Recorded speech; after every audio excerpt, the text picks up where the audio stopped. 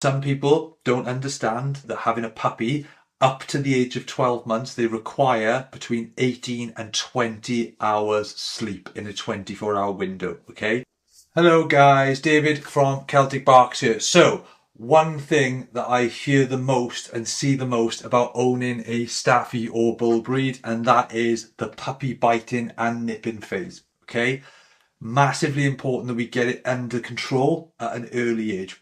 I see too many people who say, oh, don't worry, leave it, they'll grow out of it, it's just a phase. In some cases, yes. However, I have still got customers on my books that come to me with dogs of 4, 5, 6 years of age that are still doing it because it has gone from being a puppy mentality and a puppy behaviour to a learned behaviour. They have learned by doing it as a puppy because they needed to for their teething, or they're just learning, that has now stemmed into a learning behaviour where they have been positively rewarded, and that has transpired through to adulthood, okay? So don't just think it's an early stage behaviour that's going to phase itself out, because if we deal with it wrong, we are going to inadvertently create a positive association with that behaviour, and that will consist right through their life until we intervene, okay?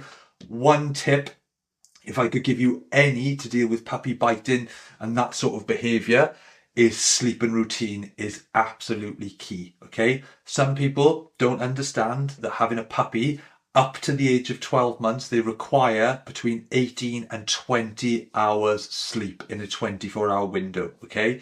I can't stress to you enough how important it is.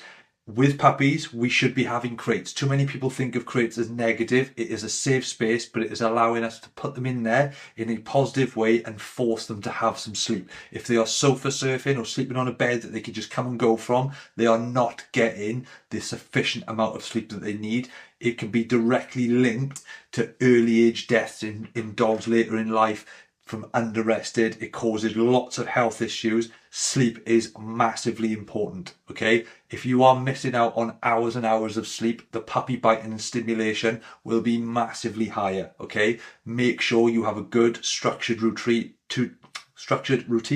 lots of sleep around small increments of mental and physical stimulation. It's not a case of just walking them to death on a lead. They need mental stimulation as well, but have big bouts of sleep. Get your crate training in immediately, get them sleeping in there, okay? And then we can work on the mental and physical stimulation side of it. But the more sleep you can get your puppy to have, the better. 18 to 20 hours up to the age of 12 months.